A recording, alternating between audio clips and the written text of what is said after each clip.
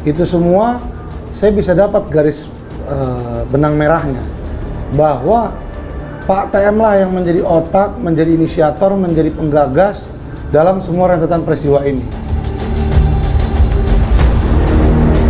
Makanya saya rasa Linda dan terutama Dodi khususnya itu dijadikan alat oleh Pak TM untuk melancarkan semua keinginannya Pak TM tersebut.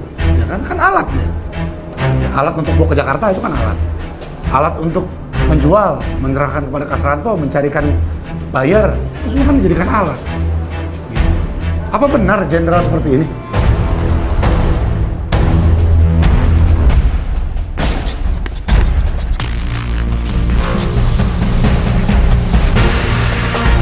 Teddy Minahasa, sosok Jenderal Polisi Bintang 2 menjadi sorotan saat momentum Presiden Jokowi memanggil seluruh jajaran petinggi kepolisian pada 14 Oktober lalu. Runyam semuanya dan jatuh ke angka yang paling rendah. Seorang perwira tinggi polisi berbintang 2 ini ditetapkan sebagai tersangka kasus peredaran narkoba seberat 5 kg. Kabar yang mengejutkan sebab sebelumnya Kapolri baru saja menetapkan Teddy Minahasa sebagai Kapolda Jawa Timur, menggantikan Irjen Niko Afinta. Diduga narkoba yang dimaksud berasal dari barang bukti saat Polres Bukit Tinggi menangkap 8 pengedar sabu sebesar 41,4 kg.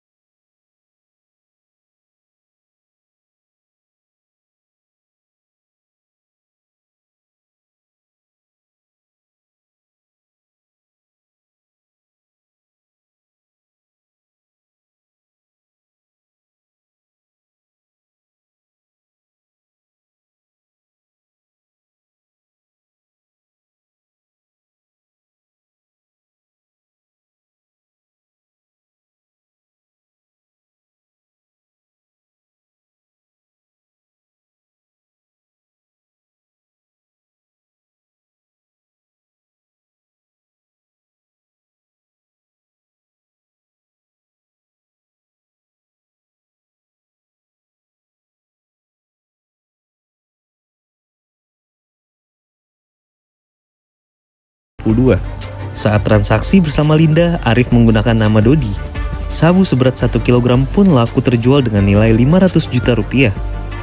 Dari 500 juta tersebut, Arif mendapatkan 50 juta, Linda 50 juta, Kompol Kasranto 100 juta dan Teddy 300 juta rupiah. Saya lihat dalam BAP, saya baca semua kronologisnya, saya buat bagan, dan saya bisa menyimpulkan bahwa Dodi tidak menerima seperak pun dari hasil penjualan narkoba tersebut. Yang menerima hanya Arif, Linda, Pak Kasranto, dan TM. Gitu. 28 September 2022, usai pembagian hasil antara penjual, pengantar, dan pembeli, Dodi menukarkan sisa uang sebesar 300 juta rupiah ke dolar Singapura menjadi SGD 27.300 yang mana diberikan kepada Teddy di kediamannya. Lantas bagaimana nama Teddy Minahasa bisa terungkap dalam kasus ini? Peredaran narkoba ini terendus oleh Polres Jakarta Pusat, di mana tersangka berinisial HE terciduk di kosannya dengan barang bukti sabu seberat 44 gram. Pengembangan pun dilakukan kepolisian, hingga akhirnya berujung pada nama Ahmad Darmawan, anggota Polsek Kalibaru. Bermula dari situlah akhirnya mencuat nama Arif, Dodi, hingga Teddy. Kami seperti sebelum-sebelumnya juga melakukan pendalaman kepada AC dari mana barang yang bersangkutan. Nah, di sanalah muncul nama KS, ya, salah seorang Kapolsek di Jakarta Utara, di Tanjung Priok, ya, di Tanjung Priok. Dan dari situ saya melaporkan kepada Bapak Kapolda terkait dengan informasi yang kami dapat serta pengungkapan sebelum-sebelumnya. Dalam kasus ini, polisi menetapkan 11 tersangka. 5 diantaranya adalah anggota aktif Polri termasuk Teddy. Sisanya merupakan warga sipil. Jadi setelah saya simpulkan, saya analisa, dan ketika saya mendampingi dalam pemeriksaan, itu semua saya bisa dapat garis benang merahnya. Bahwa Pak TM lah yang menjadi otak, menjadi inisiator, menjadi penggagas dalam semua rentetan peristiwa ini.